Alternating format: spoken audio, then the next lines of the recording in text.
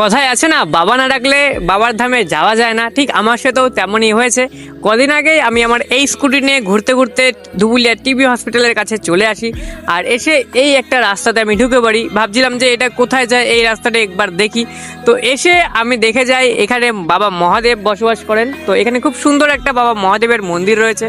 তো এই মন্দিরে আমি ভাবতে পারি যে শ্রাবণ মাসের তৃতীয় সোমবারে আমি আসবো আর এসে বাবার মাথায় জল ঢালবো। ঠিক আমার কোনো প্ল্যানও ছিল না এই মন্দিরে দ্বিতীয়বার আসার, কিন্তু কি জানি আজকে হঠাৎ বাবাই হয়তো আমাকে ডেকেছে এই মন্দিরে আসার জন্য।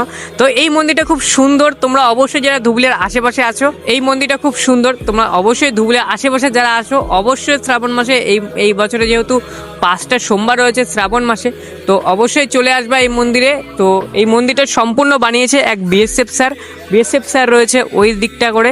আমি বিএসএফ স্যারের সাথে কথা বলে যেটা জানতে পারি, স্যারই এই মন্দিরটা পুরোপুরি বানিয়েছে। উনি আমাকে বলল যে এই মন্দিরটা বানানোর আগে উনি এই বটগাছতলার কাছে আসতো, এসে এখানে একটা ছোট্ট শিবলিঙ্গ ছিল, সেখানে উনি পুজো করতো। সকালবেলায় আসতো আবার সন্ধ্যেবেলাতেও আসতো। একদিন বাবা সেই বিএসএফ স্যারকে স্বপ্নে আসে, এসে বলে বাবার মন্দিরের প্রয়োজন, মন্দির বানানোর এক বিষয় নিয়ে স্বপ্নদাস দেয় যেটাকে বলে। তো তার একটা আলাদাই গার্ডেন তৈরি করছে এখানে দেখতে পাচ্ছ, এখানে আছে নীলকণ্ঠ গাছও আছে এখানে, তার সাথে অনেক ধরনের গাছ এখানে স্যার এখানে লাগিয়েছে। যাতে ওনার একটাই কথা যে বাবার কাছে তুমি আসছো খালি হাতে আসো, এখানে তুমি সব পেয়ে যাবা। আমরা সেটাই দেখছি, এখানে সমস্ত রকম ফুল গাছ ছিল, এখানে ফুলও ছিল, তো আমরা সেই ফুলও দেখলাম। আর তার সাথে বড় কথা হচ্ছে এই আমরা ভেতরে যখন গেলাম সেখানে দই রাখা ছিল, আজকে আর কি যা যা প্রয়োজন হয় সোমবারে সেই সব কিছু ভেতরে ব্যবস্থা করাই ছিল।